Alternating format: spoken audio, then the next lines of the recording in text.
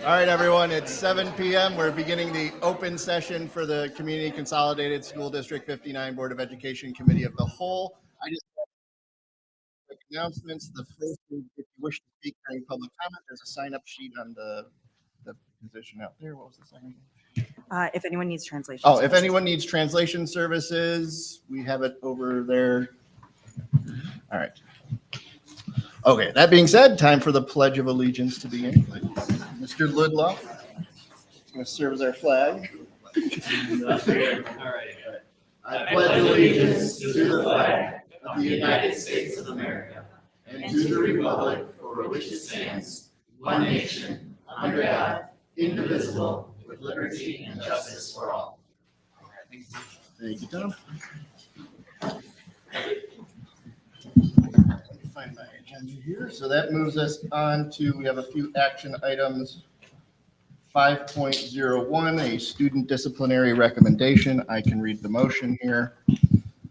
So be it resolved on the 23rd day of October 2023, the Community Consolidated School District 59 Board of Education expels student 1 from District 59 through August 1st, 2025, and assigns student 1 to the North Cook Young Adult Academy Regional Safe School Program for the 2023-2024 and 2024-2025 school term during the period of expulsion and approves the written expulsion decision as presented. I need a second. Second. Thank you. And then I need a roll call. Or actually, first, any discussion in open session on this? All right, then I need a roll call. Zach. Aye. Espino, aye. Johnson. Aye. Mancia. Aye. Sager. Abstain. Schumacher. And Chesney. Aye. And the motion passes. Thank you. And then we have a second item. I can also read that one if I can open it up here. Okay, second item is approval of SRO agreement between Elk Grove and Community Consolidated District 59. There's a whole bunch of whereases. And then now, therefore, it be resolved by the Board of Education of Community Consolidated School District number 59, Cook County, Illinois, as follows. 1, the board finds that all the recitals contained above are substantive, true, and correct, and that the same are hereby incorporated herein by reference. 2, the board recognizes the assignment of a school resource officer to Grove Junior High School as provided by the SRO agreement is desirable and valuable for the district, its students, and its staff. 3, the SRO agreement attached hereto as Exhibit A is hereby approved in substantially the form reviewed by the board, together with such minor modifications as are deemed necessary by the board's attorneys and the administrators to protect the best interests of the district. 4, the president and secretary are hereby authorized to finalize, sign, and enter into the SRO agreement on behalf of the district and report the final signed SRO agreement back to the board. 5, this resolution shall be in full force and effect upon its adoption. Adopted this the 23rd day of October 2023 by a roll call vote as follows, but first we need a second. Second. Raise your hand, whoever second. TR. All right, any discussion on this item? Nope. All right. Oh, go ahead. I'm assuming all the changes were approved by attorneys on both sides, right? There was a negotiation between both sides and they came together very nice and smoothly. So I'll say that much. Right. Anything else? Okay. Espino? Okay. Roll call. Espino, aye. Johnson. Aye. Mancia. Aye. Sager. Aye. Schumacher. Absent. Chesney. Absolutely, aye. Zach. Aye. Okay, the motion passes. All right. That takes care of action items. That moves us on to 6.0, comments and suggestions from the public. As of right now, we have nobody, which moves us on to a board recognition presentation from Wold Architects on Brentwood space usage. So do you want to introduce? All right, good evening. So I want to introduce our team, I believe.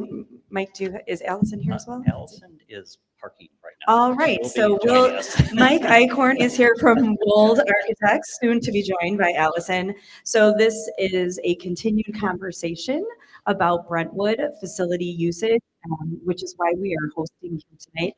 Thank you to Dr. Barrett and the team here at Brentwood for making this night possible and pulling all of this off to our technology department for moving from our normally set up boardroom and making this happen as well for those who are watching from home and future watchers for a recorded session. So we have been looking at Brentwood in particular, along with some of our other schools. We started with an educational alignment study of our 3 junior highs and then recognized the urgency and need here at Brentwood in particular around its growing enrollment and its limited capacity in terms of its facility. So in order to move forward and look at some actual solutions, we further engaged with Wold to start drawing some solutions for us and for the board at their request. So they are here tonight to share kind of a compilation of their findings and present to us some possible solutions for the board to discuss and to review and hopefully lead to potential changes here for Brentwood. So I will turn it over to Mike. Okay, thank you, Dr. Bresnahan and Board of Education for having us here tonight to step through a number of options. There'll be a lot of detail. We will, at the end, have kind of a summary and then the Q&A session, but certainly if there's a burning question you want to present during the presentation, we can stop and go through that in detail. So tonight we'll go over generally like the process and the data that we have been, working forward with, some of the programmatic needs that we'll be addressing, options, which will make up most of the presentation, and then the summary comparison matrix, and then some discussion for the board. So as Dr. Bresnahan mentioned, we did do an educational alignment study for the 3 junior highs, but also at Brentwood, and really looked at the utilization of every room, how it aligns, how you want to deliver curriculum, and also just generally how it aligns with standards for planning elementary school today. If we were to start brand new, how would we design that? Or potentially how would we modify the school we have, and how would we add on to it to make it that future ready type school? So currently you have a ratio, potential capacity is 81%, and really the target for the district is 75%, which is more industry standards. Building square foot per student, 133. You do have mobile classrooms, you have 2 currently. There are programs being sent to other schools for dual language. And in general, the adequacy compared with a new school, you're at 58%, and that looked at multiple factors across the board, from site to size of rooms, basically the functionality of the school. Okay. The gym currently is undersized. The multi-purpose room, the size is smaller than it would typically need to be for the capacity.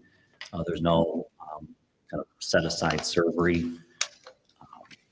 The Learning Resource Center has been encroached on significantly. It's probably maybe half of the size that it was originally designed for. And that's really because of the programs that have been expanding through intervention, through ESL. The special needs, ESL and dual language needs, that's really a component here that we're going to be talking about. It is a program that's in this school and some of your neighboring schools in Devonshire and Frost. There's also core and non-core classes which are not currently being accommodated. We also looked at the structure of the building. There was some comments about, can we build a second floor? Can we build in the courtyard? Certainly, upon our structural engineer looking at it, the building was not designed to build a second floor, but we will show an option for a two-story addition. I'll get to that. The stormwater, we do need to accommodate that, so that's all underground, to prevent flooding on the site, and we have to abide by the MWRD requirements. So that is an added expense. Nobody likes to pay for that, but it is required. We also discussed the zoning variance process with displays, because we are adding on, and we do have to go for a variance process. So it's not where you just do a plan and then it gets approved. We do have to go through the formal zoning variance process. So that's a 3 to 4 month process just for that. Site and parking, we understand that parking is needed, so we have added parking on a number of the options. And just generally, I mean, if you think of the site, you're really almost maxed out, lot line. You have a neighboring property, which is the Mount Prospect Park District, which is over to the right here. You have a ball field there.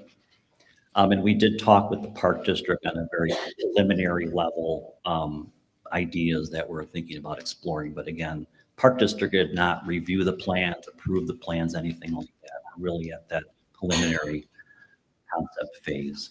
And then our mechanical electrical engineers also looked at the buildings. We do need to add new services, sewer and water lines if we did need to, add on to the building. Electrical systems as well, new electrical panels in order to allow for the additional capacity. And all those are in the cost estimates that we'll be presenting to, so it's all inclusive number. And then the space needs, which is really the driving force behind the additions. I'll introduce Allison Andrews here. We already told the whole group that you were parking, but Allison, if you want to introduce yourself. Sure. I'm just an educational planner with Bold Architects and Engineers, work side by side with Mike. No.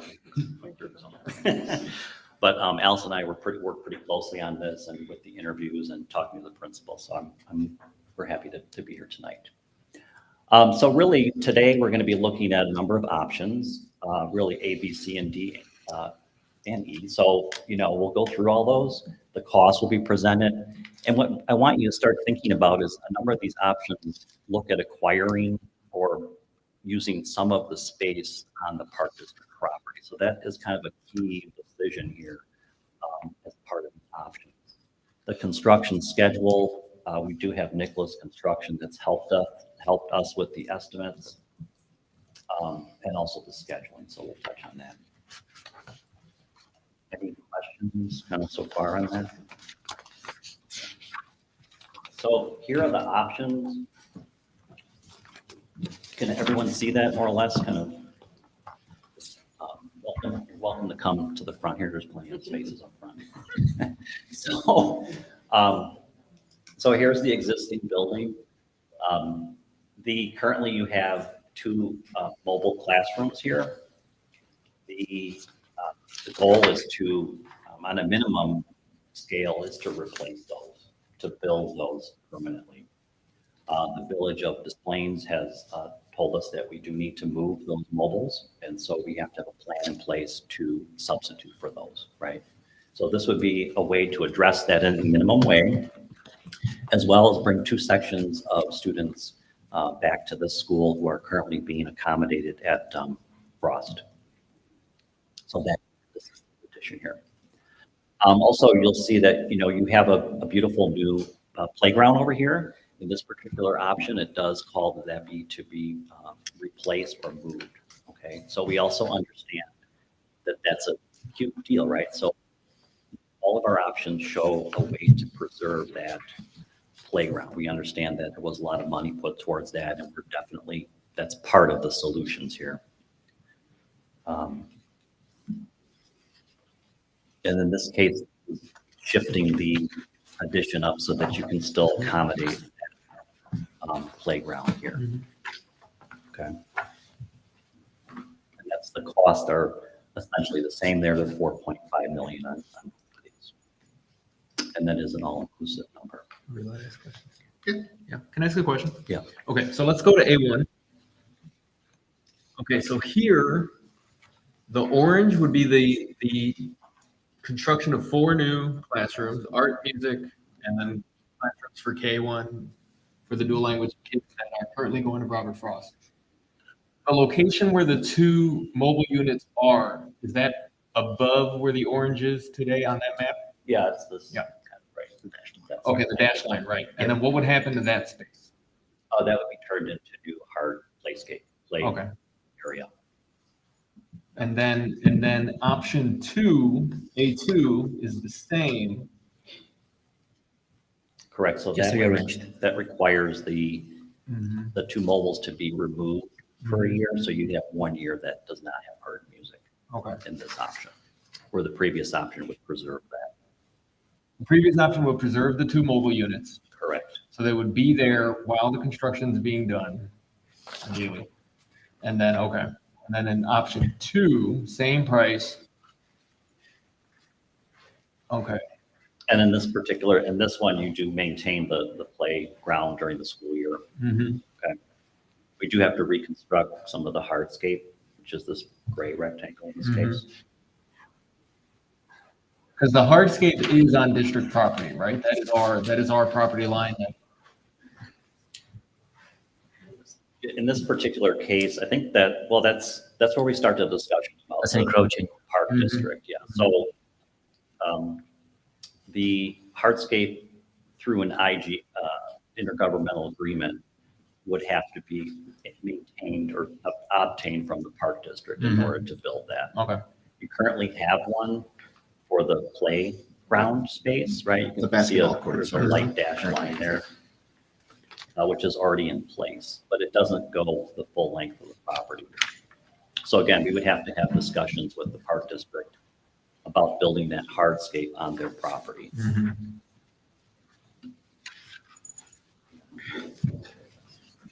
So does that make sense? Sure. So in both cases, actually in all of these cases, there does need to be discussion with the park district. They have not reviewed these in full. They have not discussed it with their board. They have not approved this. This is really for once the school board decides or gives some direction, then we can go back to the park district board and have them discuss it from their end, because again, there's a intergovernmental agreement here that needs to take place. Okay. Can I ask one question? A2, under this plan, the mobiles would be removed during construction. Correct. So then if we were to go through with this, basically we would be forcing more kids more immediately. Because they can't fit in the mobiles, there's no construction there. So we're basically down 2 classrooms. We'll go back to the situation before the mobiles, which was part on a cart Yeah. Okay. situation. Yeah. Yeah, so the art music program would not have a space to accommodate. Maybe worth noting that in option A1, there would have to be further investigation going through the design, working with Nicholas to really understand and ensure that whether or not those mobiles can remain. There is a possibility that just because of the size of the addition and the space that they would need to be able to move around and construct it, that the mobiles might have to go away in that scenario as well. Just because it's a fine enough, there's not a ton of space there to guarantee that those mobiles could remain for the year. But it requires some additional conversations as we go through that design. Is it that or show the house? And also from a construction schedule point of view, I think that's the next question that would come up here, is that you're really looking at completion in 2025, fall of 2025. So on that, assume that we get approval to start design in January. And then the construction for this option is between 6 to 12 months. So that puts you into 2025. Mm-hmm. That makes sense. Would we need you said a zoning variance? Would those apply to A1 and A2? Yes, they all require a zoning variance. And can you explain at a very high level what a zoning variance is? So any type of addition, it does have to be reviewed by the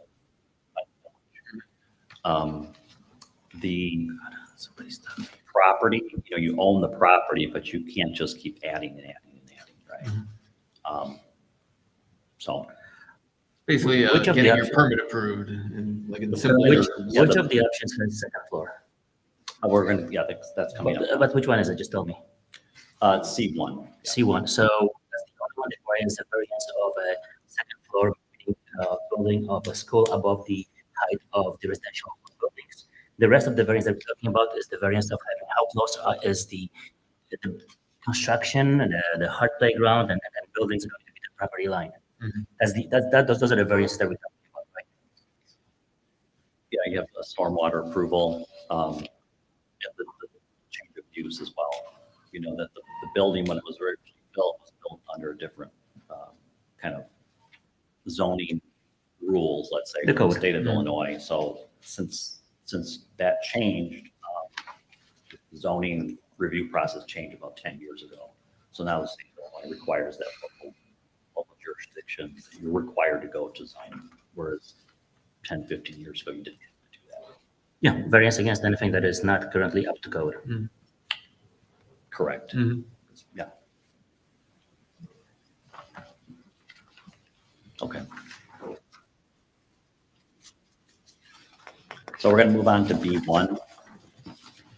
So in the A options, that's really your minimum. That's accommodating the music and the art and bringing those two classrooms back. That's really like your bare minimum, without further discussion. I think when you get into this B, you're really looking at priority items. So it's addressing your current functionality deficiencies, spaces that are not current programs are not accommodated, spaces that are being used at least the capacity.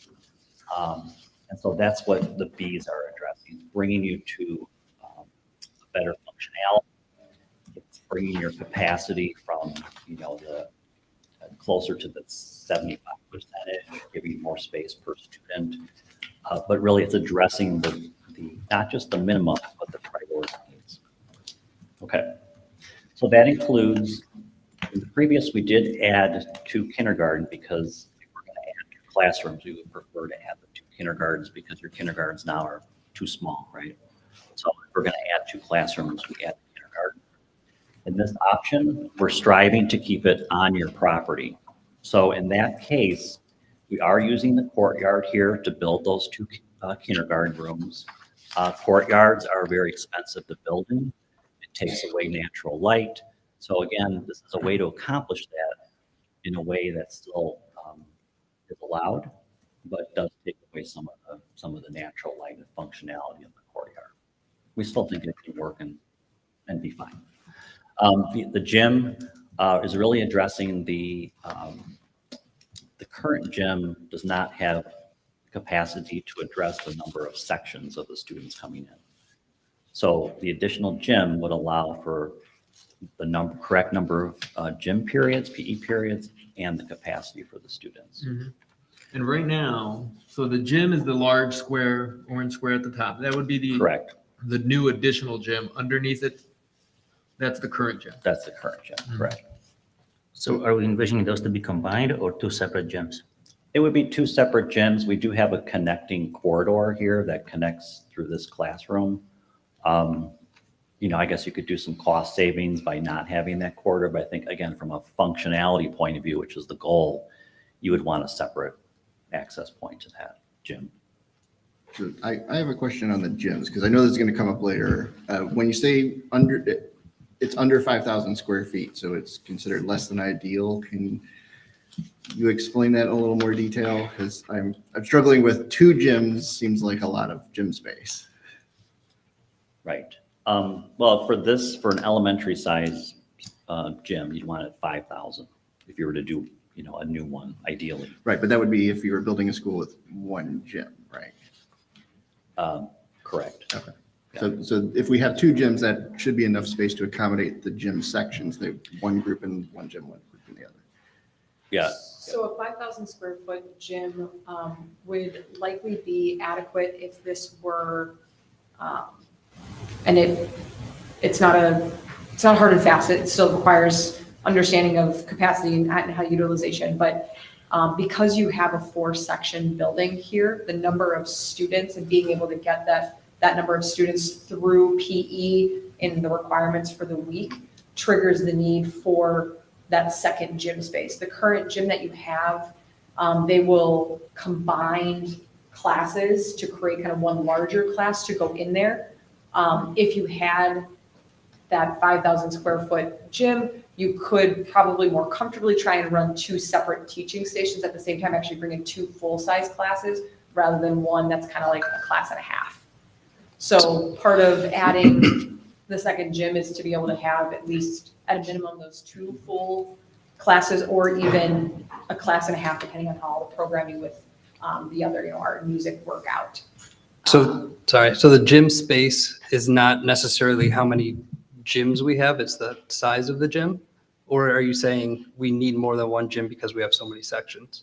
It's a little bit of both. But one larger gym could accommodate, I don't know, the gym teachers here, could accommodate more sections than a smaller gym, obviously, or is that not ideal?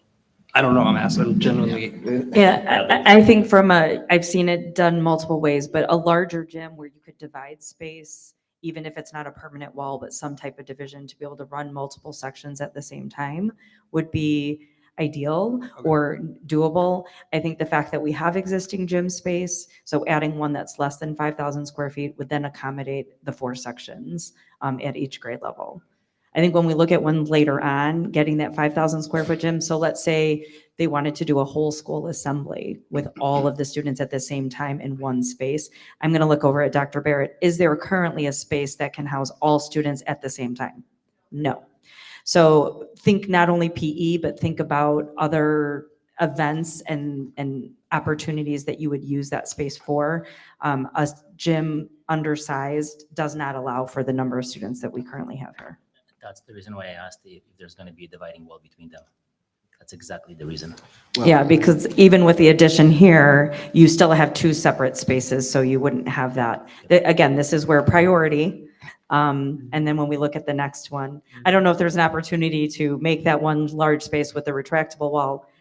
That's probably adding a lot of cost. Because of the nature of the structure there, I mean, you have a kind of a large bearing wall. I mean, anything's possible, but I think, this seemed more logical and cost effective than sort of tearing down, half of your gym and then adding on and trying to make a bigger one. It was more effective just to add another gym in this case. So sorry, we're derailing your presentation if you want to go through it all first, but my point would be, do we need both gyms, or could the old gym then become what we're sitting in now, and then this space become additional classrooms in some way, or like?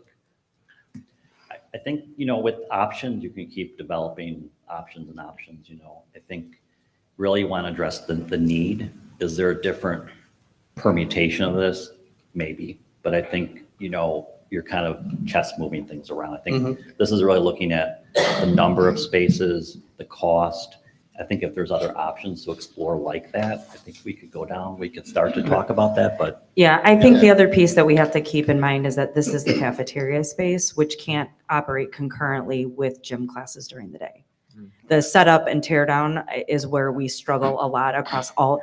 To be honest, gym space is a need across, when we did our original equity studies, gym space at almost all of our elementary schools was difficult because remember, we increased to the required 3 PE classes a week.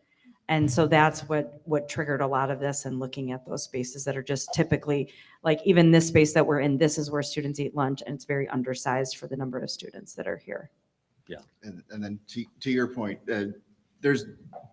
we're kind of looking at what's available in each option, because in this option, I would prefer like those ESL classrooms be switched with the 3 classrooms that don't have any windows, right? So then you'd have classrooms that had outside windows.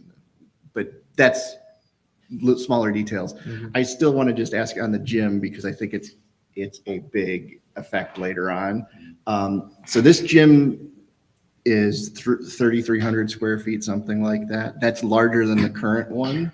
It would have a higher capacity for people in it, a larger occupancy, because the current one's 406, which is just below the size of the school. But then once you add teachers, it's inadequate.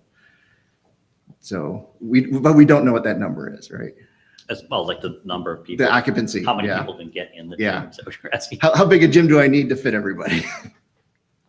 5,000, I think that's what we. 5,000 is the one that would back fit to. everyone. Yeah, in this particular case, I mean, you can't have the full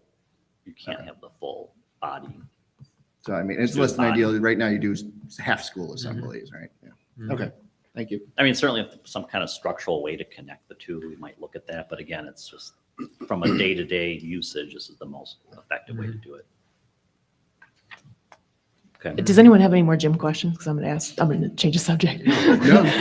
On both the B options, it says kindergarten construction and courtyard is difficult. What does difficult mean, and what? Well, if you think about it, a courtyard has got concrete foundations around it, right? You can't just go in and like start building a roof, right? You have to excavate for new foundation walls. You have different roof slopes that need to be connected to that. Snow load, you think of like snow blowing on the roof, we have to accommodate that from a structural point of view.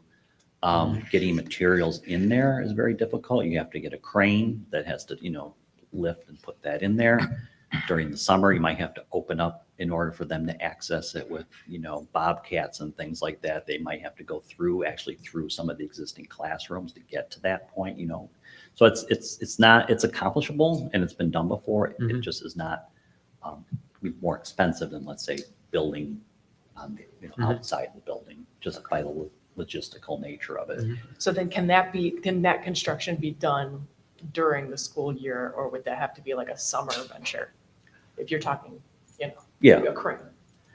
In that particular case, I think we would want to do it during the summer. Okay. Yeah. The courtyard, is there a reason why we're stopping about halfway through?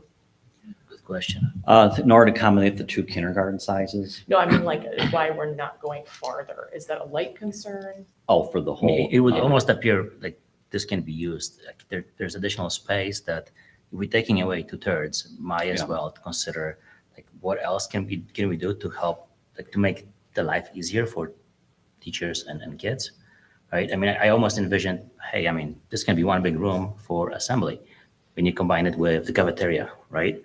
Or flip it around. This could be, if this could be a cafeteria. I can have a different usage for this room. I mean, Yeah, I think that the courtyards are the most difficult place to build because it's disruptive. You're cutting all the natural light, a lot of the natural light out. And, I think this is a somewhat of a. I mean, way you are to cutting do- natural light, but the way it's done in the library shows how nicely you can actually do it instead of light coming in.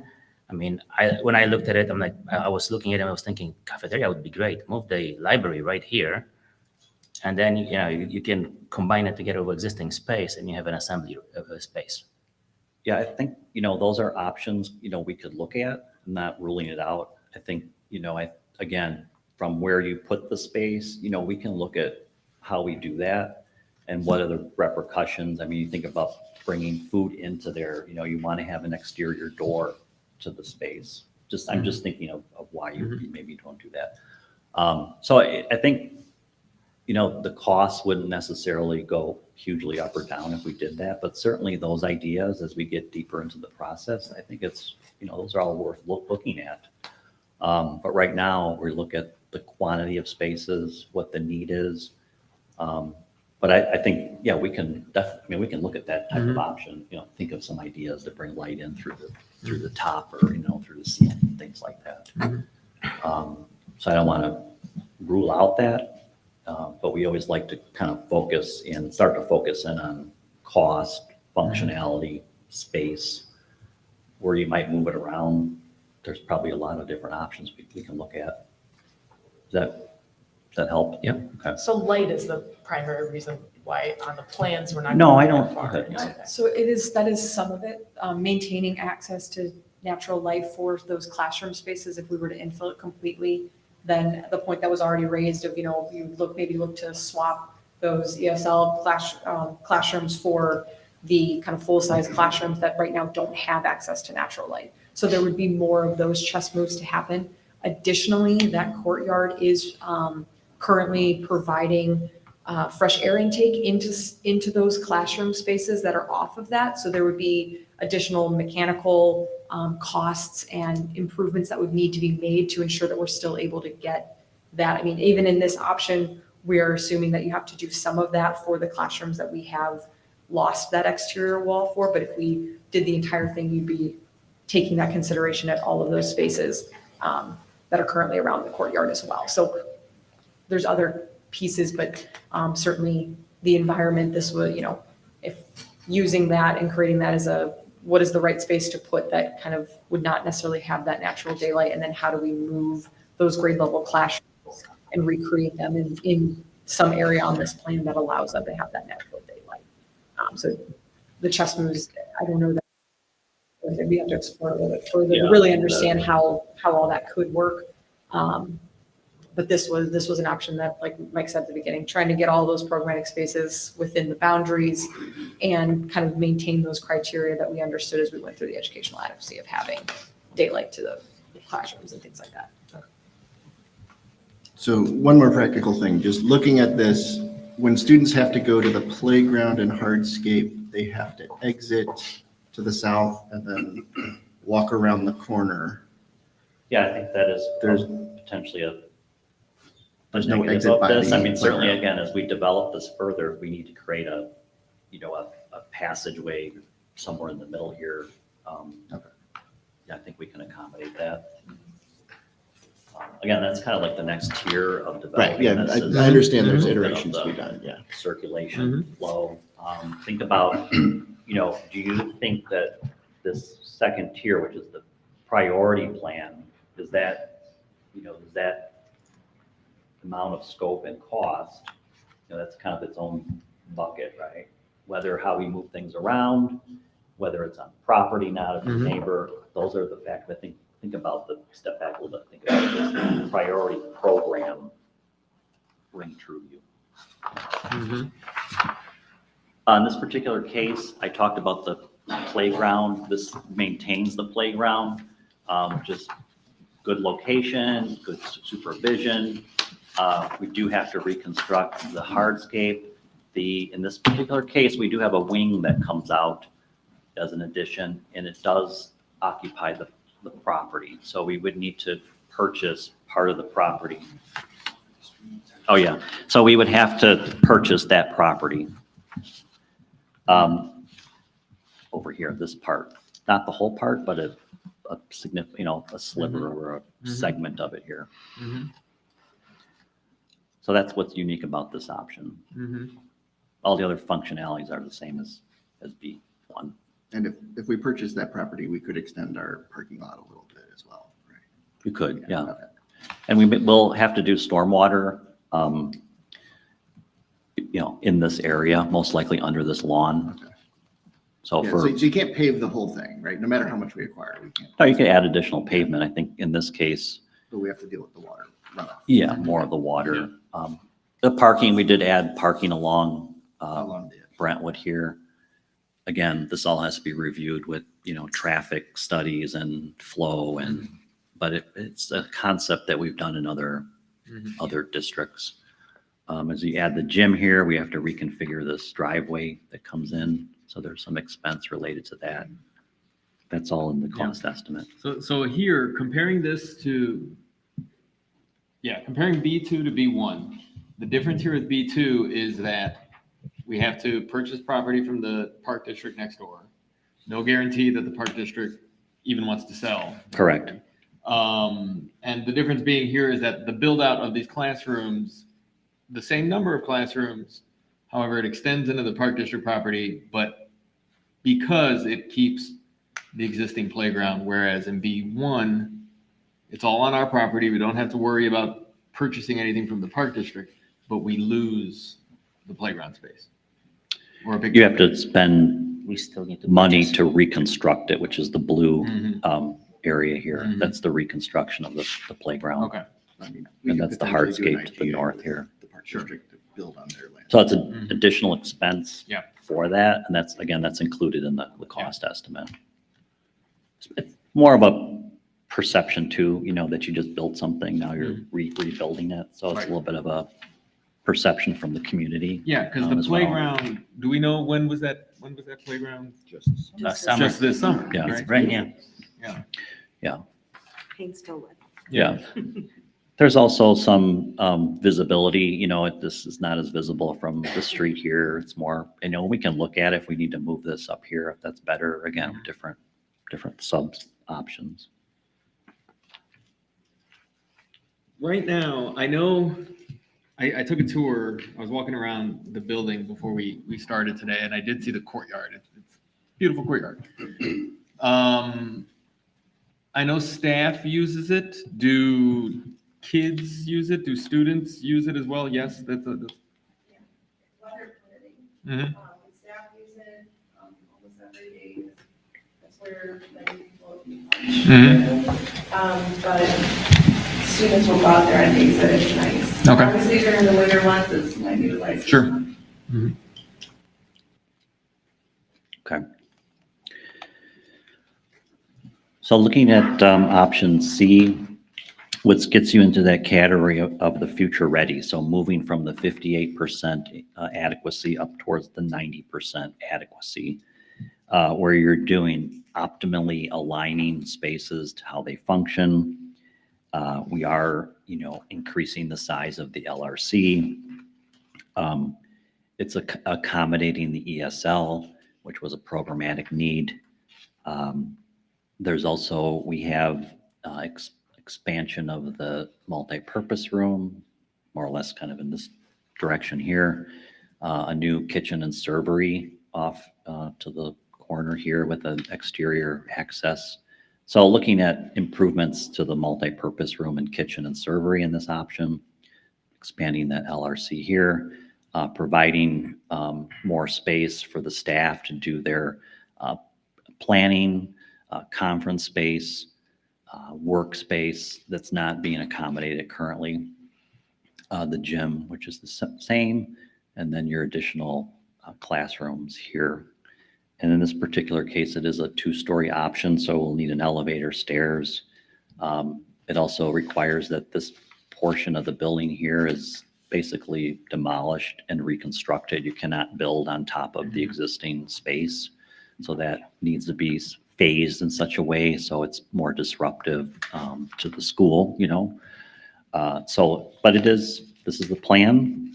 And any questions about that one? So I just have a question for context. 22.4 million, if, say we had land to build a brand new school, what does a brand new school cost nowadays? For something like this, but anywhere, it could be $40 to $50 million, Okay. something like that. So if not more. Just putting that number out there because you kind of put me on the spot, but No, yeah, I'm not holding you to any of that, but just for context. Let me ask, when we look at the plans of building classrooms, why is it always on the right side? There's got to be a reason, but why that area? Why is that area always the focus versus any other sides of the building? well, your street access here is very important to flow and drop off. You really don't want to take away any advantage or, asset that you have anywhere along these roads here to have drop off, pick up. I think in this case, we've felt that adding the gym in that location should be around that perimeter. If you look at doing to the north, then you're reconstructing this parking lot. Also, this building, this part of the building was built in 1995 and actually has a single loaded corridor here, which is, essentially a corridor with only classrooms on one side. So it was already kind of master planned to add on classrooms on that side of the building. They just didn't do it. 1995, however many years ago is that? 30 years ago. So that's why that also, given that you need playground space, that you have the opportunity to do the intergovernmental agreement with the park district, those all contribute. Again, you could study permutations around permutations. I think this is a way to look at what the limitations are, what the opportunities are, and create a balanced option. So the option C with the second floor, it appears to be very disruptive. And that doesn't appear to be. It is very disruptive to school operations. I foresee a year or two of having to deal with, busing kids or some other measures too that we will need to take. Yeah. In my opinion, that's a non-starter almost. Because if we're disrupting kids' lives so much, might as well look at different options, right? Why not consider an option B, that section that we have new with a second floor, if we wanted to throw in more accommodations? A second floor where less programmatic needs, but with a second floor, is that what you're asking? It's certainly, again, back to you know, the economies of when, if we do that, this option where you're going to a second floor, if you think about it, you have to provide stairs, an elevator, and a double loaded corridor is always going to be more efficient from, you know, It still seems like this is going to be more expensive. It's going to be more expensive than a second floor on top of the B2. I might be wrong. But it's- well, B2 would have, it has less square footage. So I guess, am I understanding that? Is that what? correct, but adding at the second floor on top of that as an Oh. option. I think in order to get the same amount of square footage or to get the, No, just future proofing. I think, you know, for the Wait. future ready Mhm. school or, Just so I get it. So like, Yeah. Lucas, are you saying like this B2, where we have the orange square there on the right? Yep. On top of the hardscape, that's first floor. And then you're saying build On top of that, big that. right, the big square on the right. Yep. Mm-hmm. Build on top of that just to have classrooms or whatever is needed on the Mhm. second floor up there. I see what you're saying. Instead of doing a second floor, that's demolishing part of the building. Yes. Yeah, that's possible. I see what you're saying. Yeah. You build out, With the second floor. then And you up, build yep. up. I see what you're saying. Probably don't need to put there. Again, I think that the cost really relates back to the quantity of square footage. There is a premium related to that demolition. I don't know if it is enough that you would, you know, start to, again, it's how many spaces are you adding? In this case, we're trying to keep it on the property. That's why we did the demolition. If we go back to something like this, where you're adding a second floor, then you're definitely going to be purchasing more property, even though it's a second floor. Okay. Mm-hmm. So I think it's that was the driving force for this one, which has the demolition, was to keep it on your property. I mean, we'd still need to get some additional easements or property from. Correct, the yeah, district for the intergovernmental hardscape. agreement. Mm-hmm. Yeah, but you would not have to purchase the property. Okay.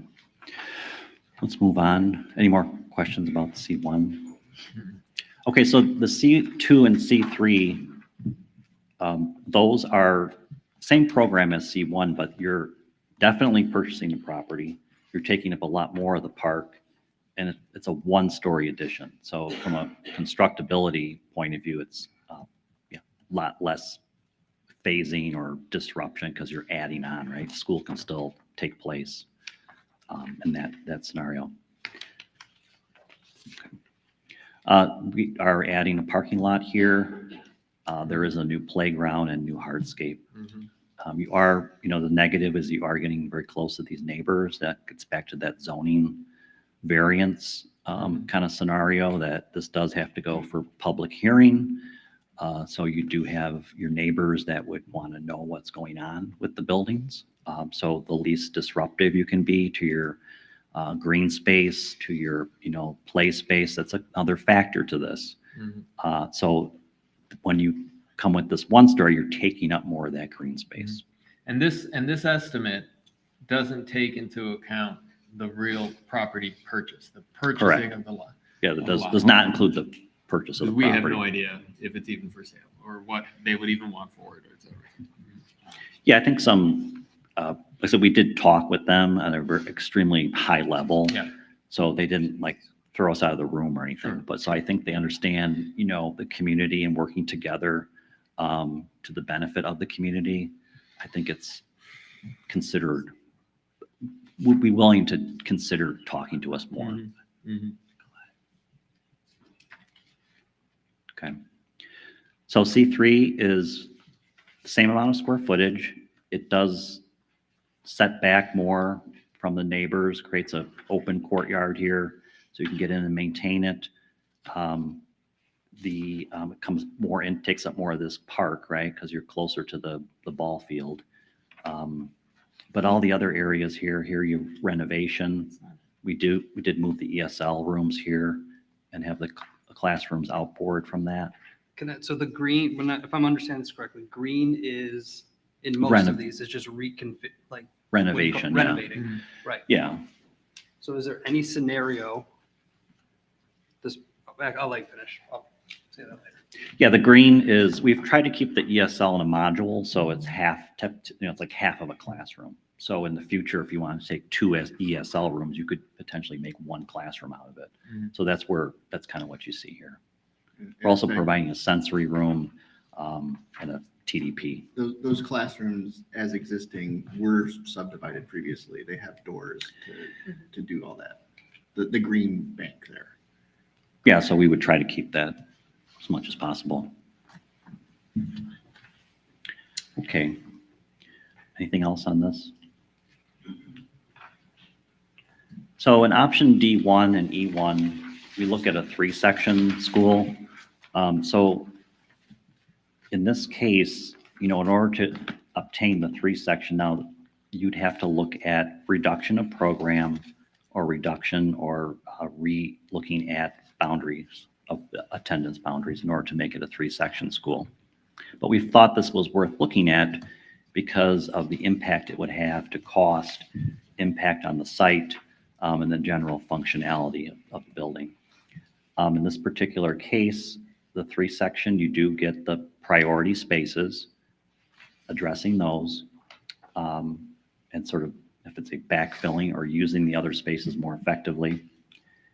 In E1, you're looking at the future ready, you're adding the new gymnasium, you are going onto the property, neighboring property, but it's obviously has a lot less impact than, one of these options. You still maintain a lot of the functionality of the park next door. Just as a clarification, so options D relate programmatically to what you see in the options B, as in boy, and then the option E relates programmatically to what you see in those options C's, but just at the 4-section versus a 3-section building. Does that make sense? Just want to make sure that clarification. No? Say it again. Okay. So when we walk back, our option A's, those were your minimal. That was just, get rid of mobiles, right? Option B was they were the priority inclusions that we took away from that educational adequacy, the need for an additional gym, creating some spaces, because right now you've got programs that are all stacking up in a single, fighting to use a single space. And then option C was looking at the future ready. So really thinking about transforming and creating an environment that, meets kind of today's standards of if you were building new. Option D is going back to, it's a reduction in sections. So you were then able to utilize some of the existing classroom spaces because you will not need as many grade level teaching stations at a 3-section building. So we can use some of those spaces to accommodate other programmatic needs. So option D, from a program standpoint, those are those priority inclusions. The need for a second gym is still a factor here, and we did talk through that, as well as creating space so that you don't have programs stacking up on each other. And then option E is that future ready scenario. So designing a 3-section building, doing some additions and renovations to be able to accommodate kind of what would be if you were to be building new for a 3-section building. At a high level explanation, 3-section, 4 sections, can we explain what that means? Sure. So currently we have 4 sections of students at every grade level. So kindergarten we have a reduction in kindergarten and first grade because our dual language was moved over to Frost. So with the exception of kindergarten and first grade, every other grade level has 4 sections.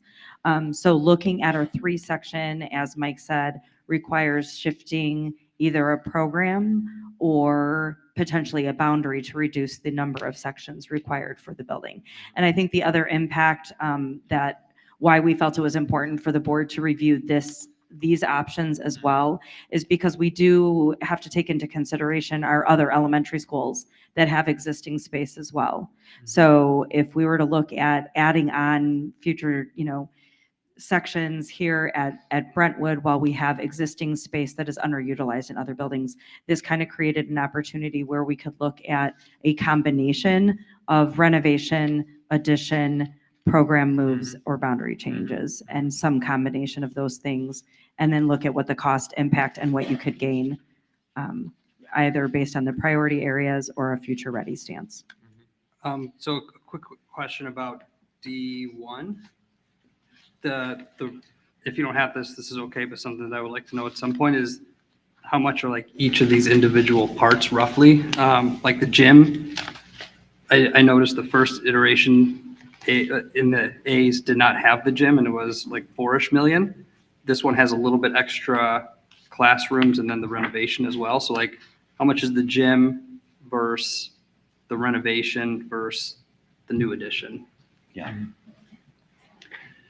So if you look at the addition, I mean, the gym is about half of all the new addition. Of the And then cost. About half of the, the nature of that.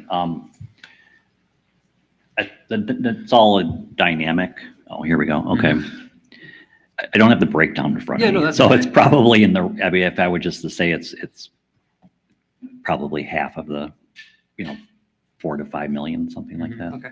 We can 3 to, certainly- yeah, we can give you provide a the, breakdown. I would just be, and then how many of our grade schools that we're not sitting in today have 2 gyms and or a gym that would be the size, I'm sure it's in the what you previously provided, so I could look that up, but just curious if we're setting a precedent now that we gotta build new gyms at every school mhm. at some point. Yeah, again, I think when we originally looked at all of the buildings as a whole, we definitely recognized that gym space is pretty much undersized at almost all of our elementary schools. Any school that I would say is over the 350, 400 mark, they are undersized to run the number of sections that they have for 3 PE classes per week. Yeah, that's the thing that's hard. Because we're looking at Brentwood today. Your report has 3 other schools that that you took a look Yeah, at. for the junior highs. That all the junior highs that we need to look at. And these are real numbers. That 9.1 that we see on the screen, I'm gonna guess that's a minimum of 9.1, and the cost could probably go above that with construction. You never know. I think these numbers, we did get them from a construction manager, so we had confidence in those numbers. Again, it does not, and Sure. Right. Yeah. But no, if anything, I would lean towards there's something. Sure. it also does not include the purchase of in this case, Sure. well, you're not purchasing, but some of the other options you are. So just as a clarification, D1 and E1 require a line change, a boundary shift, or a moving of programming. Yes? Correct, yeah. And very quickly, probably, right? As in like, we're gonna have to move kids fast. It can't be super transitional, right? Or can you explain the language program? We moved last year. Yeah, so Two 2 years sections. ago, kindergarten was moved, and then this year, those kids, transitioned up into first grade. So kindergarten and first grade are not currently here for the dual language Spanish program. So at each Brentwood. year it essentially opens up a new classroom. Correct. There were 2 additional classrooms based on that. But what has been very interesting and unique somewhat to Brentwood is the number of newcomer students who have filled in. So we are actually at about the same number of students as we were even prior to moving the dual language program. So I think that's an aspect that is most significantly impacting Brentwood out of our schools. I think Forest View as well, and then definitely Friendship at our junior highs. So it's not like if we choose Plan B, we're not gonna have to move lines. Like essentially, even if you're choosing a middle of the road plan, correct me if I'm wrong here, but I think the indication is that you're gonna need both. You're going to need construction, you're also going to need a boundary shift, correct? I mean, that's what we're saying here, right? Is that what we're saying? I just want to put things out here and speak clearly about what are we doing here? I will say from an administrative lens and knowing that what we've looked at from a Brentwood specifically, yes, the numbers that have been enrolled here at Brentwood and the way we approach teaching and learning today, the building is no longer adequate to house that. So your options are to build a bigger school, not knowing necessarily where those trends are going to go, especially in the newcomer area, or to look at boundaries and make some shifts, knowing that other schools are underutilized. I think part of the difficult piece here, to be very transparent, is that you have the responsibility of 15 schools, not just Brentwood. If Brentwood was its own district, you would obviously plan accordingly. But you have other tools and mechanisms that you can rely on as a board to balance out schools and to make decisions in terms of, adding on to this building. And as you said, TR, setting precedent. These are things that we have to look at every building now, moving forward. So I think it is best to look in context of the bigger picture. For example, Devonshire also had programmatic moves. All of their dual language students were moved from Devonshire to Frost. So we did it in smaller increments here at Brentwood. And those are not difficult. Those are not easy choices. Those are very difficult moves. Those are families. We tried to do it here, at least in a way where families could start somewhere and hopefully finish somewhere. So I think those are all considerations that the board needs to take into account when looking at this. Right, sorry, you want to go? Okay, so basically, we're talking about the speed at which a boundary shift would need to happen. That's what I'm seeing here, right? So D and E, you're talking about a very fast boundary shift. You're gonna have to move kids quickly because we are. I don't know, how would you do this incrementally with a D and an E? Isn't D and E Right? essentially the same size as the current? We would have. You would not be cutting away any So options. you could, yeah, so I don't know, yeah, maybe you could explain like legally what the boundary shift requires. Can you shift the boundaries every year? Can you have like a boundary that's like fluid where, if you're in this little area here, 1 year newcomer kindergartners may be going to this school, the next year they may go into that school, or like what is legally? From a legal perspective, what the board's responsibility is per school policy and state policy is that we do not create intentionally or unintentionally imbalances across our schools demographically. And we've spoken quite a bit about that. So when we look at boundary shifts, we can't make them intentionally that would shift huge amount of demographics in terms of enrollment boundaries. When we look at programmatic shifts, that's a very different type of move because that's based on student needs. And we have those in existence currently in District 59. That has been a common mechanism that the district has utilized in the past. The other piece I would say one of the things that we're trying to achieve by even looking at a solution is stability for this community. And I mean the District 59 community. So while I do think when we have significant facility usage issues, we need to look at boundaries, which we have done. To say that we're going to do it and make it very fluid on a year-to-year basis, I would somewhat caution us against that only because I think it creates instability within a community. I think we heard that a lot during the equity journey. I bought my house here. This is where I should be able to go. When I think the last boundary shift that was made here, I'm going to look at Mr. Ludloff. It has been quite some time. So that has not been a mechanism that this district has utilized.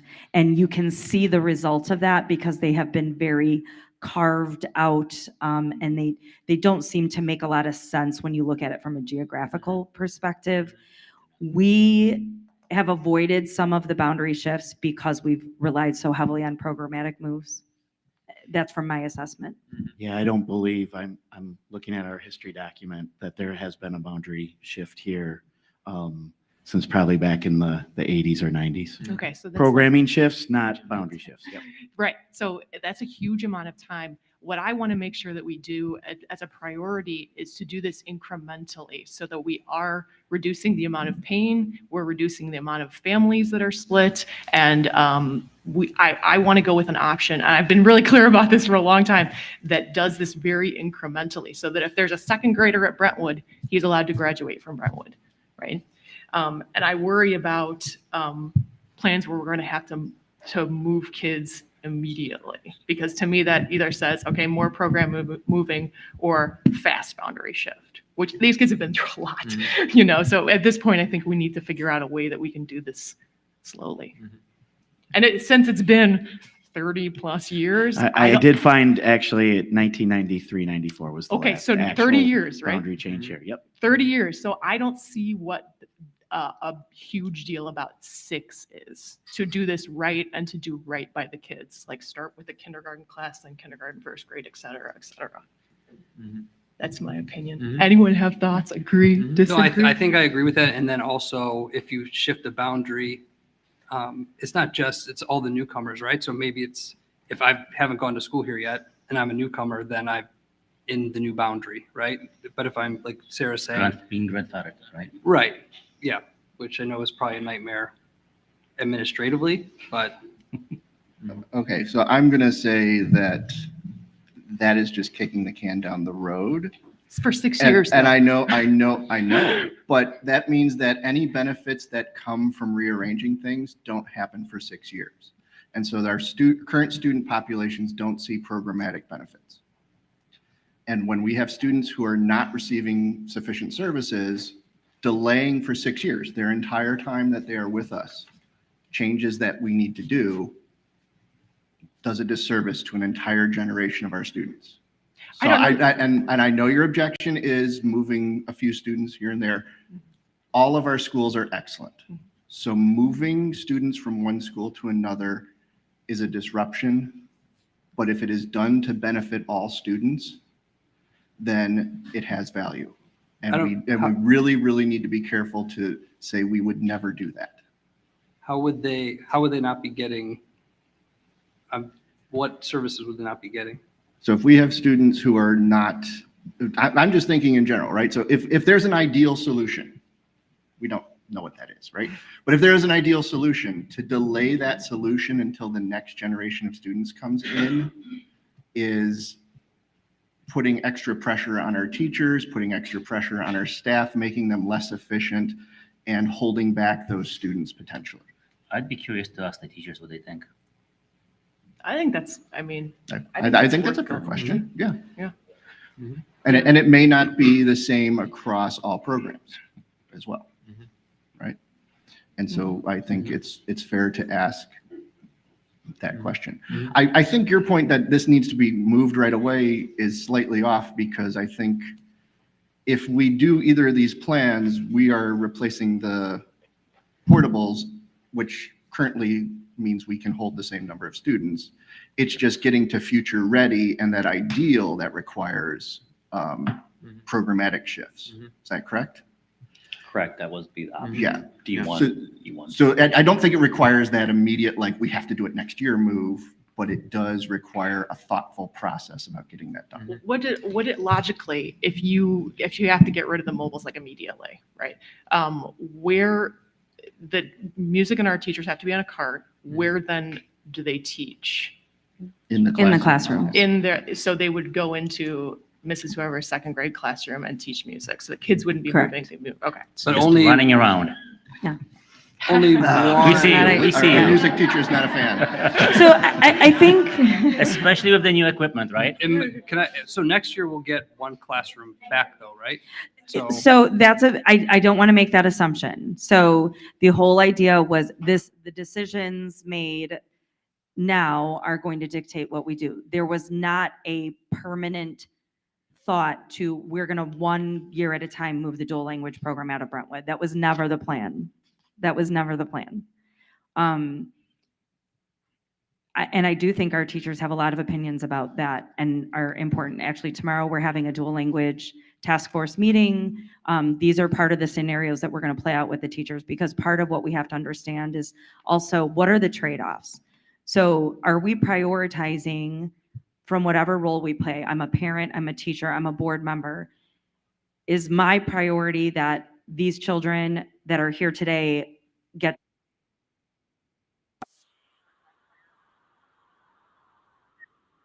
partner, and I want stability in that program? Those are things that we're going to have to weigh.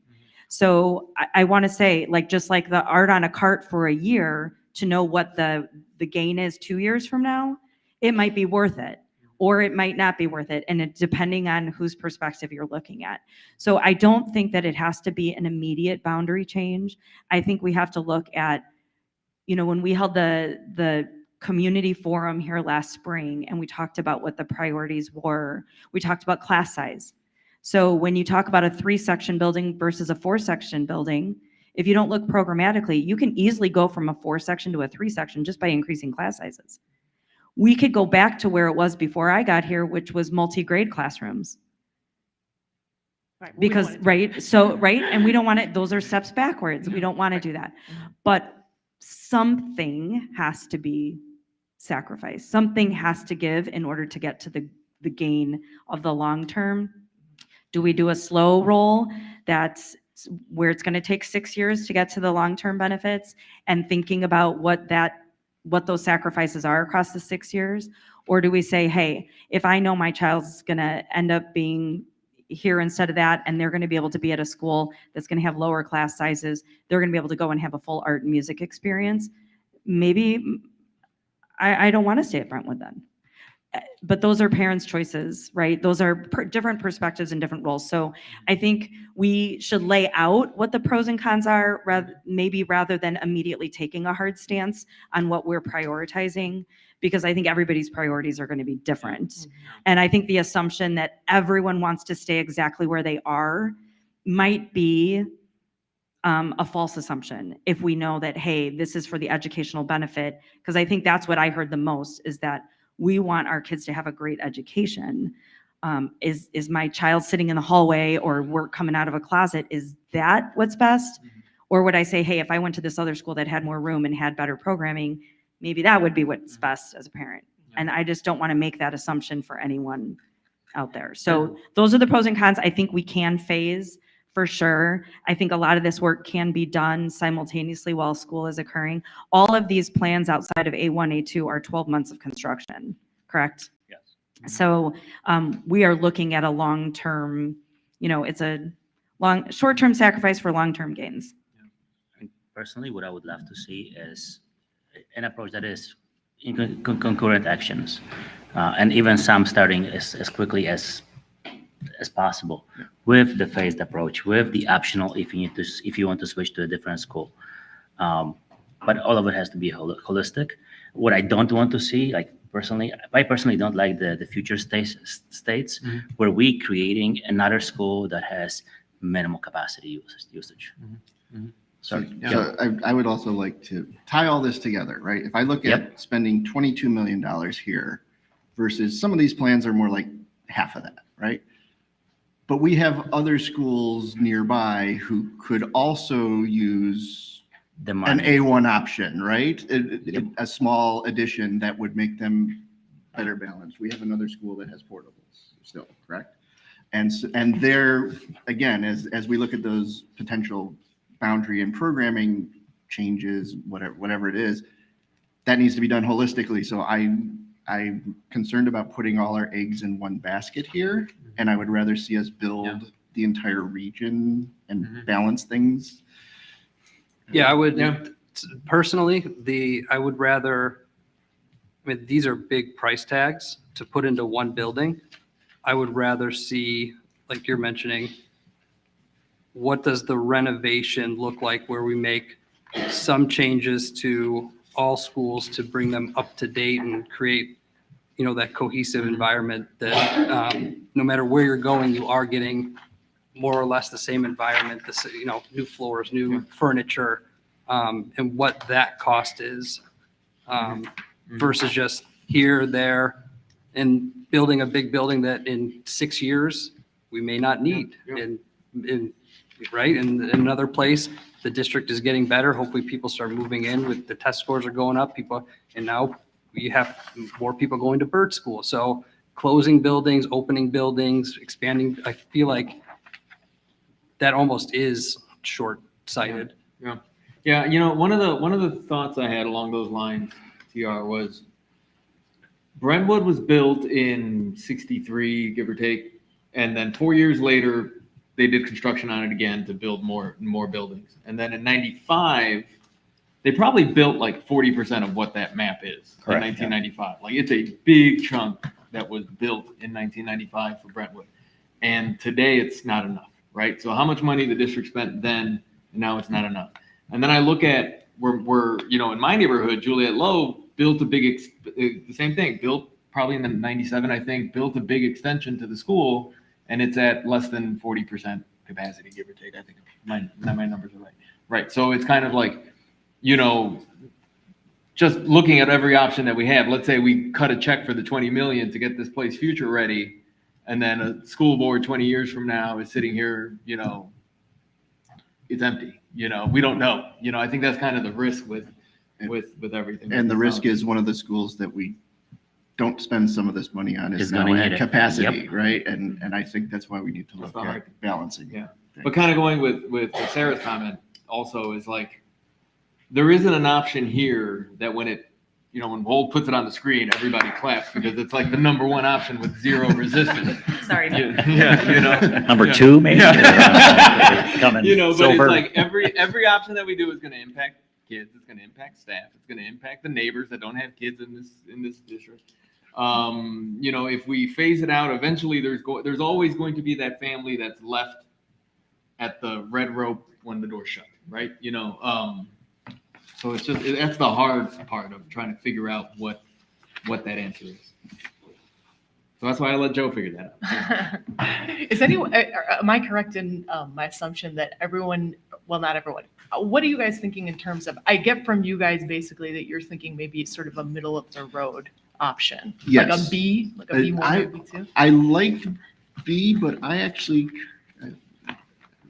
I feel bad being the one complaining about cost. I kind of like the last one, which is 14 million, but there may be some combination of I kind of really like that one, but that's why I was arguing so much about a gym versus the other gym, which is probably a few million dollars less, right?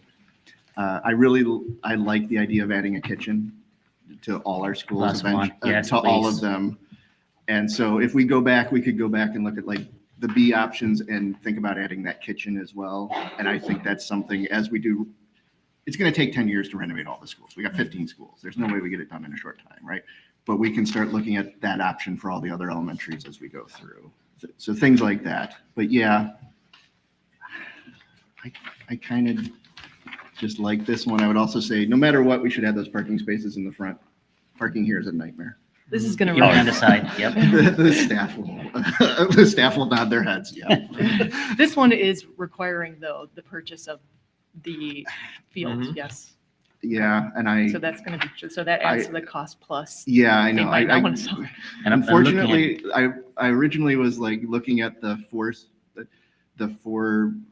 A1 and 2, right, which are kind of on our property, just build out. And then I took a tour on Friday and I was kind of pushed toward closer to the middle than the cheap option, because I really think there's a lot of benefit. And I like that this renovates the LRC and the teacher work area gets redone as well. So with this option, what's happening to the old gym?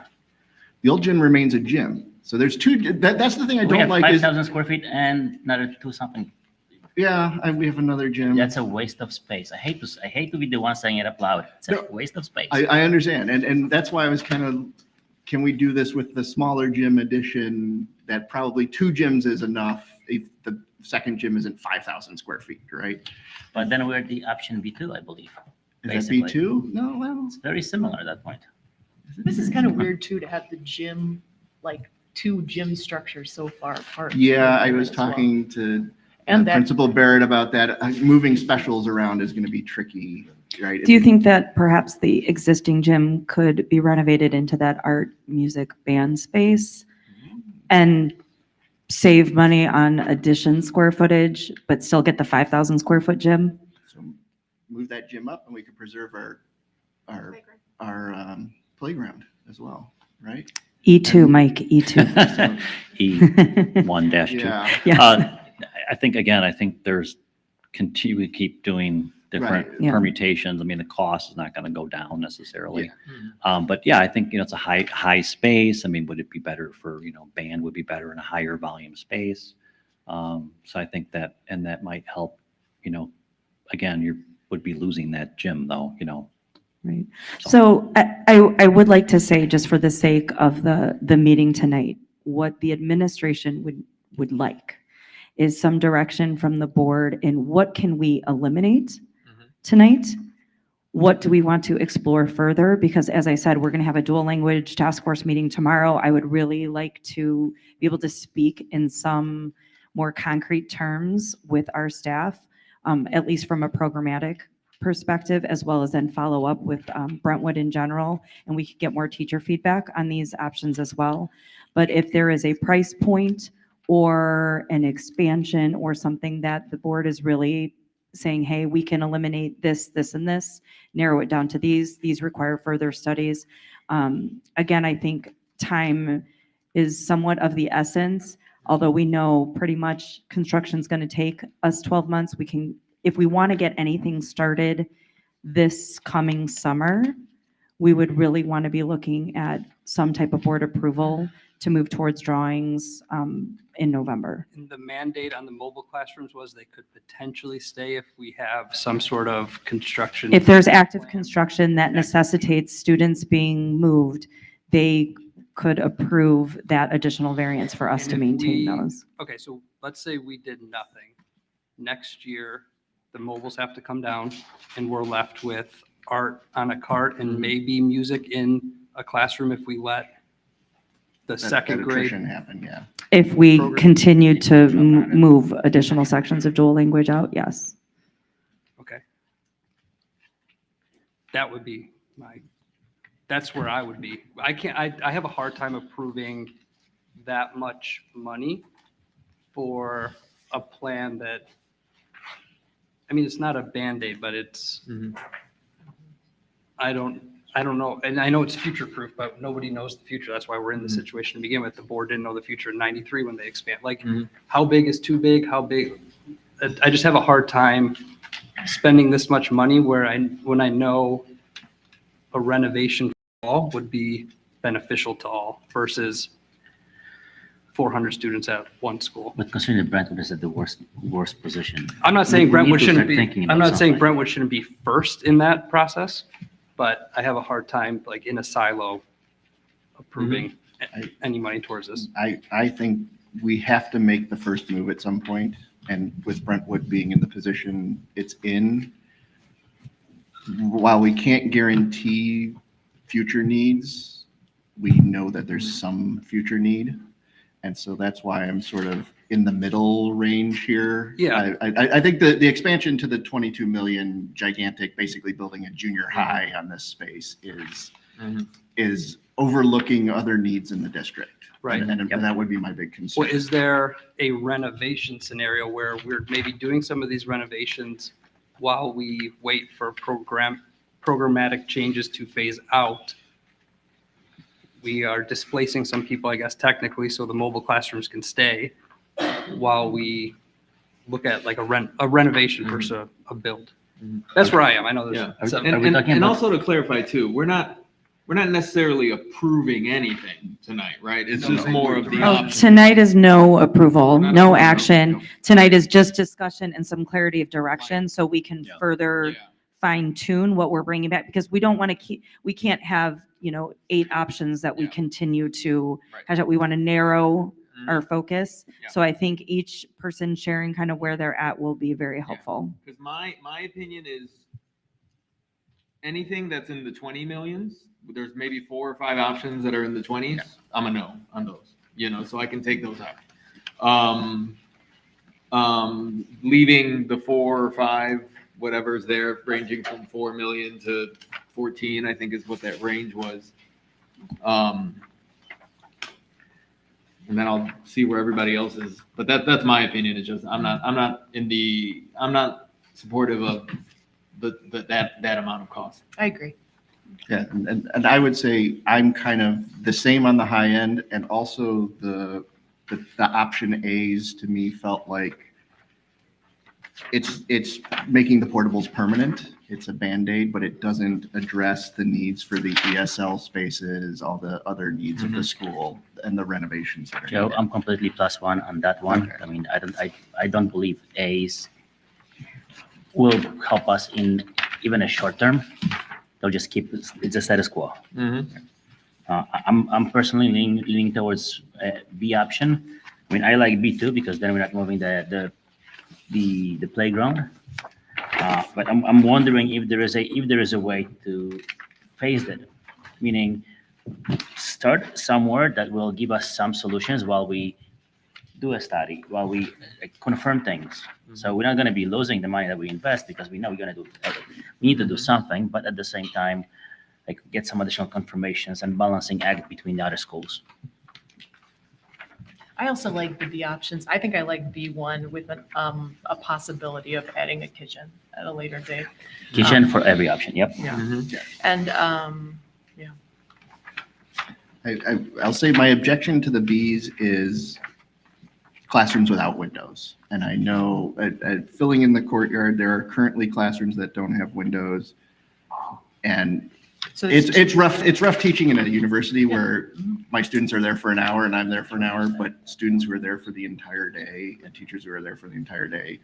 I Which see classrooms, teachers though, would in the not have back windows? making head nods about that. Yeah, I know. It feels Yeah. like a cave. I get it. Yeah.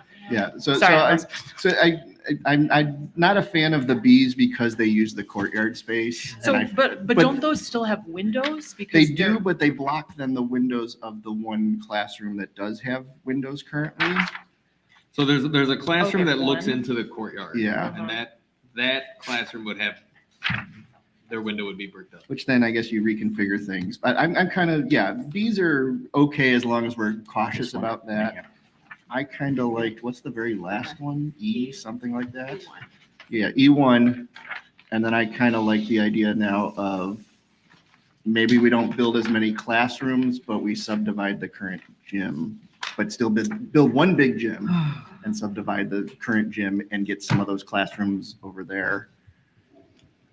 Would turning the court, okay, I'm not an engineer, obviously. Would turning the courtyard into additional gym space have any effect on the cost of it versus additional classroom, like just a bigger open space versus partition classrooms? Like, no, think about it's currently just grass, it's grass Right. there, right? So it's not, we don't just cover it. It's a Right. new construction. Right. It's a very expensive construction because Okay. it's inboard. Mhm. So, it would have a premium to build in there, Mhm. though you're using real estate that you own, correct? So Right. it's, in that case, it's a I think my asset, one but- caution yeah. would be, well, not one caution, but a caution would be the shared space and noise of an interior gym. Okay. It's That, I think in some of our other schools where they're in like the pods, it is the noise and the traffic in and out of that and then the loss of the windows into that space. I would But stay away from that. E1, can you highlight where our property, like how much park district land are we gonna have to? The dash line is by the driveway at the top there. So it's the Where the center dotted of my line dot. is? Is it the middle? The Yeah, dash that middle line piece, right there. Yeah. So everything to the right of that contingent on the park district selling us that land. Or I'm sorry, this is the property line here. Kind of the center part. So just for the board's awareness, we did have a cost estimate on the property. We had that conducted by a third party, and it's under $1 million. 785. 785. Assuming it couldn't be subdivided. That would be for the full property. Now, whether or not that's their asking price or they're even willing, I think they've been very clear that, they're aware of this and what our potential options are and definitely want to work with us, but it is from a park district perspective. Now, would they have the ability to potentially use that 5,000 square foot gym and have a partnership? Absolutely. So there could be some mutual benefits to having increased property like that. But that, just to give the board, if you're thinking it's millions of dollars, it is not. Yeah, and then you could potentially flip-flop the gym in the I was thinking classrooms. the Put the exact gym same right thing. by the parking lot. People can park there. They can do basketball in the evenings. All in favor? Building exterior, no, but I mean, all contingent, right? So I think actually the B and the E are kind of similar. It's just, are we on our property or not? In terms of like the total Yeah. bill. And then just to clarify, we do not pay taxes, right? So if we have a larger property footprint, it's not like we're getting a larger tax bill because we're tax exempt. I think just to expand on the E1, I mean, the focus was to do the 3-section with the future ready. You know, again, is there another permutation of this that keeps it all on the property, is some kind of 2-story option? I think, you know, it's really the direction of this, you know, the thrust is the 3-section, is the size, right, the cost. Right. And then The I would configuration. just like to add, Yeah. none of our buildings in the district have a 2nd story, and I would love to keep it that way. Just because we don't need elevators, Accessibility. Yeah, egress. accessibility in an emergency, we have egress windows, that sort of thing. So I really, And Dr. President, I just want to correct myself. It's 795. I know it's 10,000, but I just want to make sure we're on record saying the right number. While we're talking about finances, this could be budgeted, correct? And maybe done in phases. So like, we wouldn't have to issue bonds for this, correct? It all depends on what you're picking. yeah. Well, Let's say we don't pick the 22 million. Right, so I think we discussed this in the Facilities and Finance Committee, and it would require spending some of our reserves, again, depending on total, right? But this wouldn't happen till next year, and so we could plan that and explain to everyone, this year we're spending some of our reserves, and here's why. You're getting a beautiful building, right? But also too, for Brentwood, and once we start looking at other schools, now are we getting into the bond territory where we're gonna have to start thinking of alternative ways to finance these projects? And that's why I think it's a 10-year plan to do all our schools over a long process. I don't think we would ever want to go to referendum and do a big purchase. The other piece is that you will be spending money in preparation for this project in this budgetary year. So that's going to be something else that we'd have to maybe amend. All right, but we could potentially delay windows or something. Correct. We can stagger the cost, yeah. Just to be clear, we have enough reserves to not be concerned as long as we are cautious about it. As long as we are cautious about it. We don't have enough reserves to do 22 million at 15 buildings. That Exactly, would be yes. way out of bounds, yes. And remember, when we get to the junior highs, they're going to be more expensive than elementary schools, just they're bigger. But this also, like with anything, you get more square footage, you're gonna get more operating costs. Like it's going to be, it's not just a one-time charge that we're doing here. It's gonna be that ongoing. Okay, so to give clear direction, can we go back to the question of what can we eliminate versus what do people like? I would still like to consider the B options. Yeah, and I think it kind of depends on, can we encroach into that park district space, right? I personally just don't like the B options because we use courtyard space, whereas if we can get a little bit of that space off to the side, I would prefer we do that. I think they're similar size builds overall. So if we kind of go through the list, is Yeah. there anyone who was in favor of keeping either of the A options? I'm in favor of the existing plan layout You're in favor of, and working through programmatic. Okay, so that would be like a status quo option. and programmatic. and No, boundary. no Or- construction. Yeah, not without like renovation, sure. Yeah. Yes, maybe. But any of these, no. All right, is everybody not in favor of A, 1 and 2? I am not in favor of A 1 and 2. Okay, so then looking at the Bs, we have interest in further exploration of B. Yeah. Yep. Yes. So we can look at B1 and B2, right? Okay, Mhm. and then looking at C, is there anyone who wants to keep options C1, C2, or C3? No. No. We can take those off the board. Okay, so then moving on to option D. So now looking at the D1 3 sections, anyone in favor of looking at D1? Yes. Yes, but with the option to always add a kitchen. It's not my favorite, but I'll look And at it kind of comes down to, do we need a 5,000 square foot gym, or is that gym sufficient? It's kind of my question. Okay, so- It's a $5 million difference. And I would almost say, I mean, I would love to see like those options, but splitting out, which is, Yeah, the two size gyms, the kitchen. Because I would even consider, let's hold off of a gym, that could be a phase 2, phase 3, whatever we do. Like, Or the kitchen space could be an addition. We do a couple of schools in the Yep. summer sort of thing. Yeah. Yeah. Okay, so D1, and then let's look at E.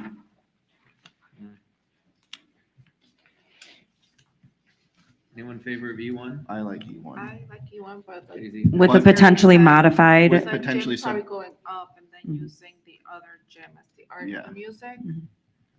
And then maybe flipping the gym. So maybe the bottom part can stay the playground, and then maybe we don't have to purchase that much land. Mhm. as Okay, so a well. modified E1. Modify E1 like that. I like the idea of subdividing the current gym, not doing quite as many classrooms on that side, and then we have one big gym. One big gym. That could, So we that can fit that everyone could for assemblies maybe make us and- good neighbors with the park district. They could use it for basketball. that sort of thing. Okay, and then F? Oh, no, there was no F. Sorry, But I think, we're off. Sorry, I'm making stuff up now.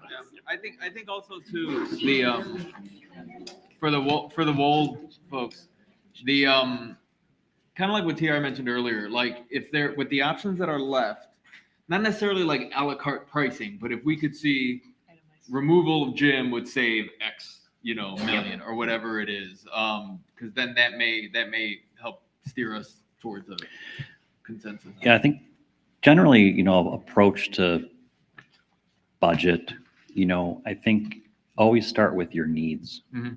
What is your need? What is your priority? What is your goal?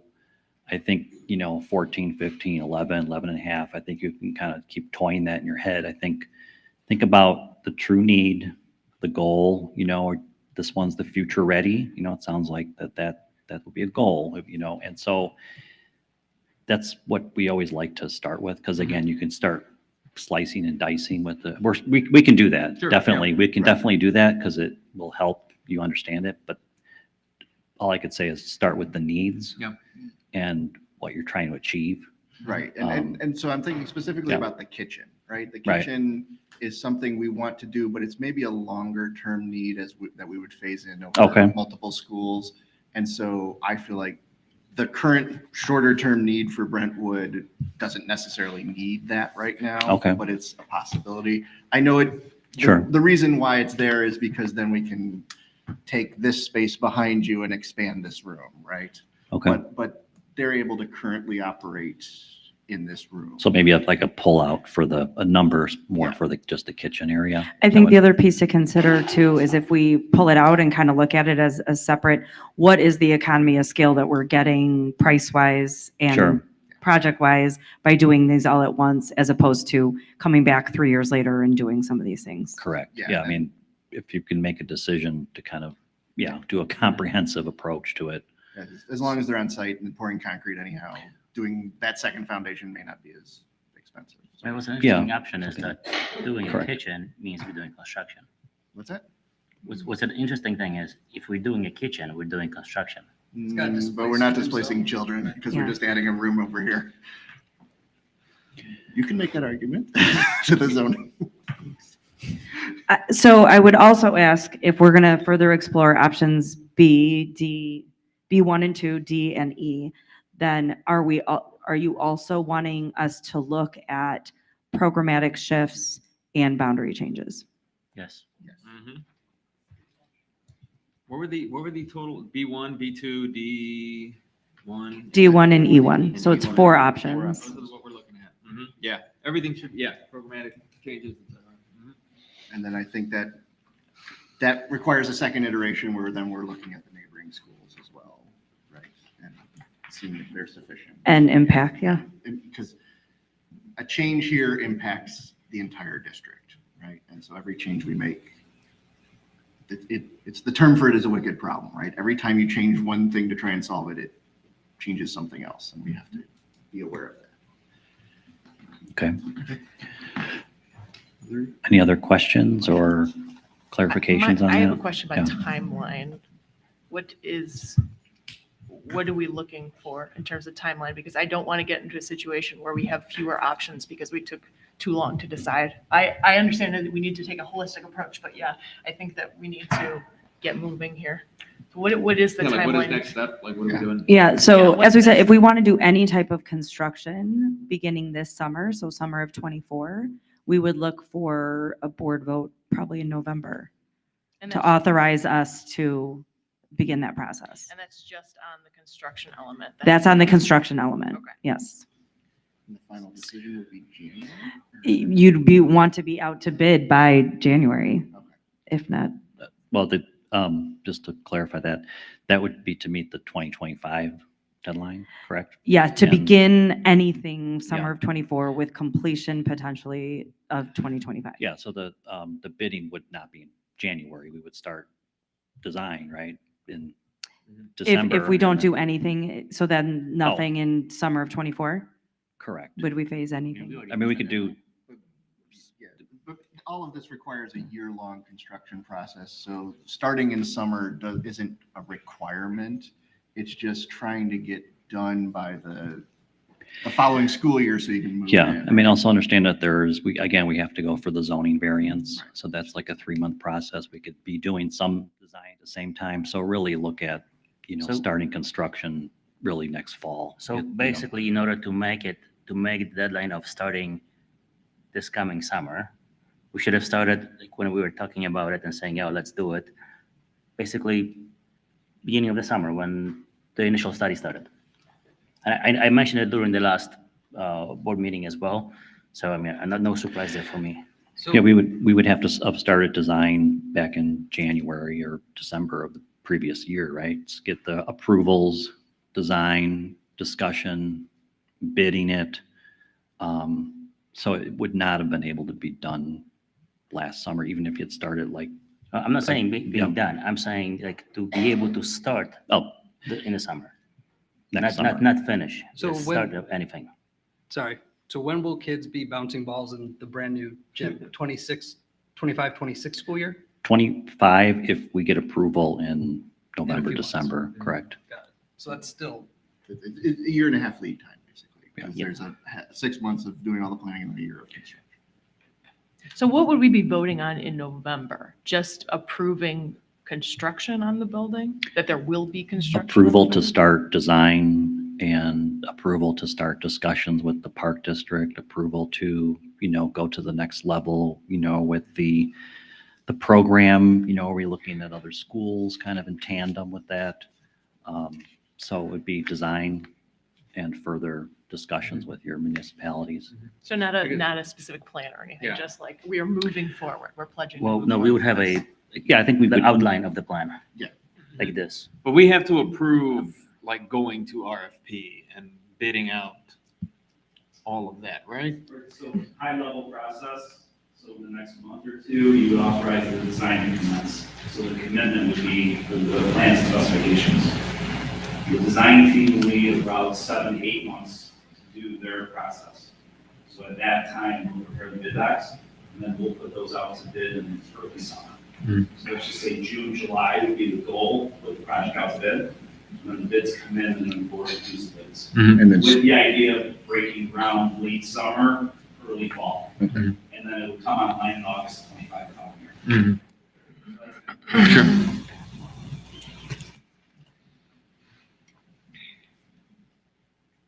Sure. But it is a small window to start design.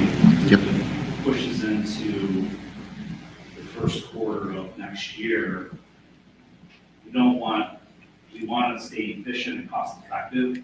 We don't want to pay a premium just because the design starts late, construction phase isn't ideal. It's certainly doable, but it's not going to use some money. So we want to stay cost effective. And does construction happen in the winter or does it pause over This would go through. winter? Yes. But you want to break ground sooner Right. because of it's much harder to do it in the winter. Yeah. I don't think we're talking about a smaller scale addition, but there were a couple options that were 6 months scheduled. I think those were the A's, and we kind of. More than likely, working through the municipality, working through MWRD, working through all the different authorities that have the jurisdiction that we have to go through, it's probably going to be a false start. And then, can I just go into that? So during the school year, when students are around, you'd be doing the external construction of the building. And then that summer before it goes live, you would do sort of the renovations inside. Yeah, all the And interior. then when they renovations, arrived in that's that August, everything would be reconfigured. Yeah, so in this case, the green there, that would be done during the school. The next summer. Yeah, 2025. Correct. Or, could be whenever school's out, we can, day after, basically. So there's no way we're keeping the mobiles then next year, correct? If we have plans and designs, we can still seek a variance. Correct. Yeah, when you do the variance, we would write in there, that the portables would be allowed to stay in place, given that you have a plan. You basically, when you submit for the variance, I mean, you're pretty serious at that point to commit to it. And We own the being cautious portables, on the portables cannot be the same space that you're going to be digging the ground. So Is there an option for us to move the portables to a location where we could, so if we did something like this, could we build that addition to the parking lot, move the portables into there for a year, still keep the portables while we're doing construction? I don't know if that's possible. that'd be To another part of the site, like out in the parking lot or something Yeah, like that. I think that- understand. Yeah, I think we can look at that. We've done that we're doing that now in another district where we're putting up. Or short-term lease with the park Portables. district, maybe. Put the portables on their land. Yeah, I mean, there's another temporary district hardship. where we're you doing don't that. want the We're kids to putting walk through portables. construction zone. Yeah. Portables. Well, then that's why I'm trying to find a spot to do that. Maybe you add onto the parking lot and we take some of the current parking spaces for the portables or something like that. It's just additional cost. I understand, but nobody wants to on the car. It's the wicked problem you're talking about. John. Yep. Another problem coming. Yeah. Okay. Again, that's kind of like the next, Yeah, and that's probably the easy again, stuff, we're I not going to think. solve that question. That's Yeah. somebody else. I think that, again, the goal is, you want this option here is the future ready. It's the goal of providing, the new gymnasium, the additional ESL, the kitchen. I think, if that's agreed to, then, where we put things and whatnot can be worked out. So let's look again at Sarah's question with timeline. So we got 4 options: B1, B2, D1, and E1. Those are going to be the ones that we're going to look at. We're also going to look at programming and boundary changes, etc. Our next board meeting is November 12th, I think, that second Monday of November. Ideally, at that board meeting is where we would vote to approve proceeding with not necessarily one of these plans, but November 13th. November 13th is when we would vote to proceed. Yeah, so Mike, what level of detail would we have to land on in order to approve going out for design?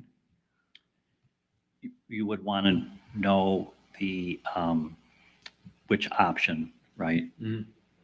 Approximately. So if it's, So we have to talk to the park district in the next 2 weeks.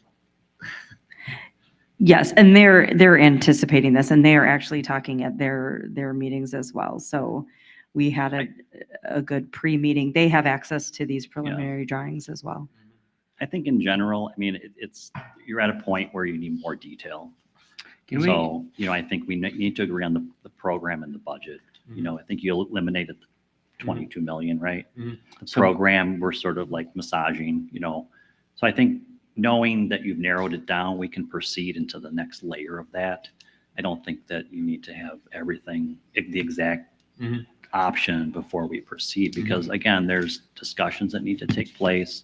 There's some breakdown in costs that the board is asking for, some menus, let's say. There's some discussion about how it's funded, and I think it's just bringing those pieces together. We just need to be given the go-ahead to do that. Certainly, if there's another decision point after November, then we would come back and say, this is what we found, and that. So but to get this ball rolling, we've got some direction here. And we could get approval to take it to the next level. So let me add a little bit of complexity on top of it, but it's more for administration, not for you. Hopefully. For the November 13, can we also look into at least directional? I'm not saying perfect numbers, just directional, as we're looking at the ideas of what else can we do, how it's going to impact the needs for those options. So can you give me more specifics, like So what if in we particular if we're would you be moving looking for? programming, so I don't, like if we're moving programming, do we eliminate the need for like, I don't know, 2 extra rooms or, you know, how it's going, basically that, because that impacts how many rooms we need to add. Yes. Whether it's going to be redistricting or moving programming, any of those other options, which we all said, yes, let's look at it as well. It would be great to see how it impacts those options, because then, you know, we can look at it and say, you know what, yeah, we all love 14 million, but if we're thinking about all those shifts, I mean, we completely don't need it anymore. That's my point. And with the eye on, we're not overburdening another school that then Yep. means we're rushing to do the next project, right? Yeah, but we just want some directional assurances could be that- done. I believe directional is achievable. I'm not saying perfect numbers, but directional would be good to have. So we have some level of confidence on the impact of any of the shifts for our planning and for other schools. Yeah, so in options D and E, we would automatically be looking at what programmatic or boundary shifts we would need to make in order to accommodate 3 sections per. And we could look at how that might be phased over time. I also wanted to bring up, my apologies, the board for the Park District does not meet until November 15th. And that's when they'd want to discuss it. So that, I know that we were talking about moving in November and everything, but there are so many layers to this that I just wanted to bring that up there. If that's the case, once we have an update on that, we could always do a special meeting if needed. Mhm. We can always add a meeting if required. Just Yeah. because I don't want us to delay till December to get the ball rolling, sort of thing. Yeah. Yeah, there'll be further discussions. I mean, we need to narrow down the program, hone in on the budget, and, you know, align it with the funding.